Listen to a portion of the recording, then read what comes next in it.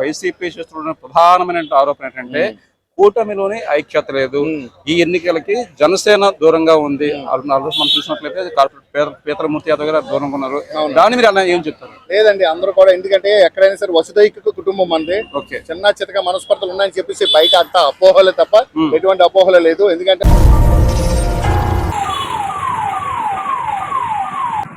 GVMC standing ఎన్నికలలో కూటమి గెలుపు నల్లేరుపై నడకలా ఉంటుందని విశాఖ జీవీఎంసీ 35వ వార్డు కార్పొరేటర్ విల్లూరి భాస్కర్ రావు అన్నారు. ఇదే విషయమే ఆయన జేకే న్యూస్ నవభారత్తో మాట్లాడారు.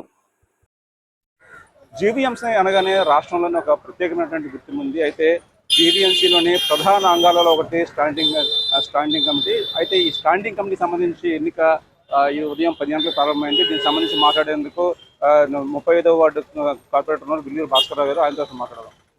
నమస్తే అండి, నా పేరు విల్లూరి భాస్కర్ రావు, 35వ వార్డు కార్పొరేటర్ అండ్ మాజీ స్టాండింగ్ కమిటీ సభ్యులు కూడా మాట్లాడుతున్నాను. ఈరోజు గ్రేటర్ విశాఖ మున్సిపల్ కార్పొరేషన్ స్థాయి సంఘం ఎన్నికలు సంబరాన్ని అంటే సంబరాలతో ఈరోజు జరుగుతూ ఉన్నాయి.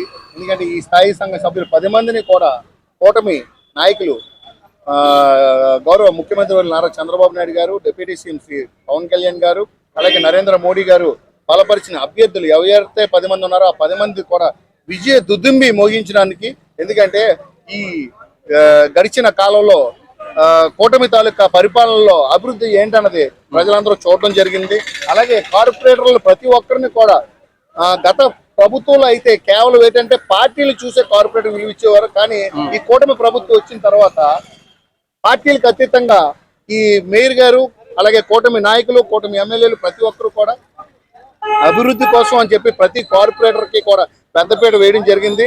ప్రతి వార్డుకి కూడా నిధులు మంజూరు చేయడం జరిగింది. కాబట్టి ఈ రోజు మళ్ళీ కూటమి బలపరిచిన స్థాయి సంఘం సభ్యులు 10 మంది కూడా విద్యుత్ దుర్బి భోగించడానికి ప్రతి ఒక్క కార్పొరేటర్ కూడా సహకరిస్తున్నారని గతంలో అంటే గట్టాడ చూసినట్లయితే గతంలోని జీవీఎంసీలోని వైసీపీ అధికారంలో ఉంది. అయినప్పటికీ కూడా కూటమి గెలుపొందింది. అవునండి. సో అప్పుడే గెలుపు అంటే ఒక ఘనంగా సాధిస్తే ఈసారి ఎలా ఉండబోతుంది అనుకుంటున్నాను? 100% కూడా. ఎందుకంటే ఇది ఈజీగా ఉంటది. ఎందుకంటే అప్పటి మేయర్ కానివ్వండి, అప్పుడు తాలూకా పరిపాలన ఏంటంటే వార్డు కార్పొరేటర్ల మీద, వార్డు కార్పొరేటర్లకి వార్డు తాలూకా అభివృద్ధి నిధులకి ఆటంకం కలిగించారు. కాబట్టే ఆ రోజు అంత వ్యతిరేకత అప్పటి మేయర్ మీద, అప్పటి తాలూకా స్థాయి సంఘం సభ్యులు ఓడిపోవడానికి కారణం పడిందని చెప్పేసి మీడియా ద్వారా మీకు తెలియజేస్తాను. సార్, ఇప్పుడు గతంలో అండి ఇటీవల కాలంలో డిప్యూటీ ఎన్నిక సందర్భంగా కొంత ఉత్కంఠ అనేది ఏర్పడింది.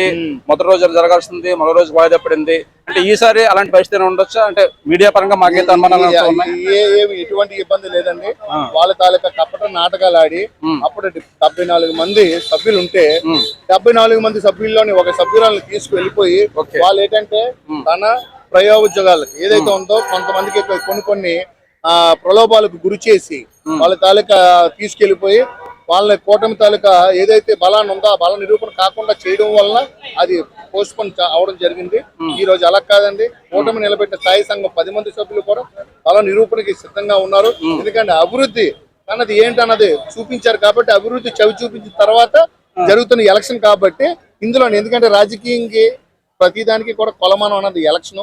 ఆ ఎలక్షన్ పనితనం 10 సంవత్సరాలు కానివ్వండి, 10 సంవత్సరాలు కానివ్వండి, ఏ నాయకుడైనా అధికారంలో ఉంటే అధికారంలో ఉన్న పరిపాలన కానివ్వండి పనితనాన్ని కొలమానంగా చూసి జరిగే ఎలక్షన్ కాబట్టి ఆ పనితనం ఈ ఎలక్షన్ లో మన రిజల్ట్ కనిపిస్తారు. మరొకటి ఇప్పుడు అంటే వైసీపీ చేస్తున్న ప్రధానమైన ఆరోపణ ఏంటంటే కూటమిలోని ఐక్యత లేదు.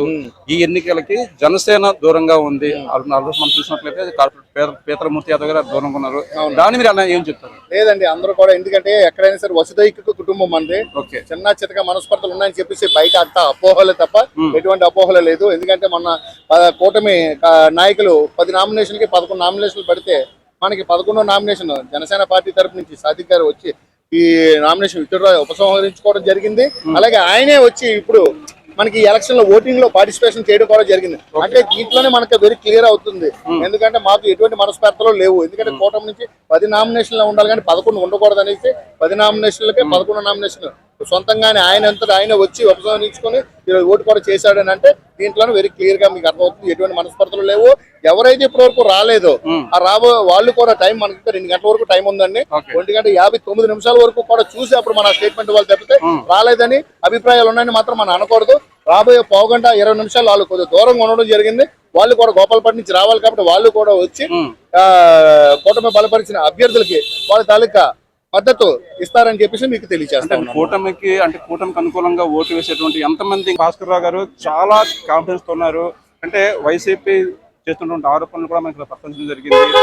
కూటమిలో ఐక్యత లేదు, అందుకే జనసేనకి ఇక్కడ అవకాశం లేదు. ఇదే క్రమంలో జనసేన కార్పొరేటర్ కూడా ఓటింగ్ దూరంగా ఉన్నారు అని చెప్పి ఇలాంటి విషయాలు ప్రస్తావిస్తే ఆయనైతే అదేంతా కాదు, కూటమి చాలా బలంగా ఉంది, కొన్ని సాంకేతికపరమైన అంశాలు అంటే ఎలాంటి పొరపక్షాలు ఉండకూడదు అని చెప్పనేసి ఆ విషయం స్పష్టత చేసేందుకే ఇలాంటి జరుగుతుందని చెప్పారు.